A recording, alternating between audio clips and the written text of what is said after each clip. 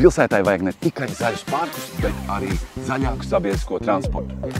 Tādu, kas ir moderns, ērts un videi draudzīgs. Vai zināji, ka pēdējo reizi Rīgā jauna tramvaja līnija tika izbūvēta vairāk nekā pirms 40 gadiem?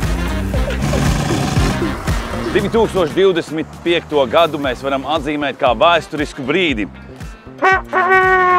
jo ar Atvesļošanas fonda atbalstu tiek būvēta 7. tramvaja līnijas pagarinājums līdz Višķu ielai. Savukārt ar Kohēzijas fonda atbalstu 7. un 5. tramvaja līnijas tiek pielāgotas zemās grīdas tramvajiem.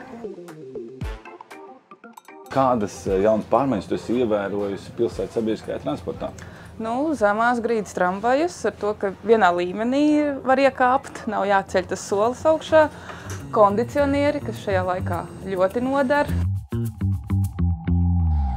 Rīgas satiksmes autobusu parkā pat laban ir 35 ar Eiropas Savienības līdzfinansējumu iegādāti Solaris elektroautobusi, kuri ikdienā vadā rīdznieks un arī pilsētas viesus. Kā ir plānots uzlabot Rīgas sabiedrisko transportu? Mēs strādājam pie vēl viena jauna iepirkuma, kas paredz arī vēl kopā 120 jaunu transporta līdzekļu iegādi, bet ļoti svarīgi arī, lai sabiedriskais transports kursētu, lai pēc iespējas arī pasažieri viņu pārsēstos, tad arī ir infrastruktūra, jo viens ir transports kā transports, bet otrs ir arī infrastruktūra tramvajiem, sliedes, kontaktīkls, tieši tas pats arī trolejbusam, tā kā tās ir tādas divas neatņemamas sastāvdaļas vai sastāvdaļas, kas viens otru papildina, lai arvien vairāk tomēr cilvēki brauktu ar sabiedrisko transportu un lai viņš kļūtu vēl arī zaļāks.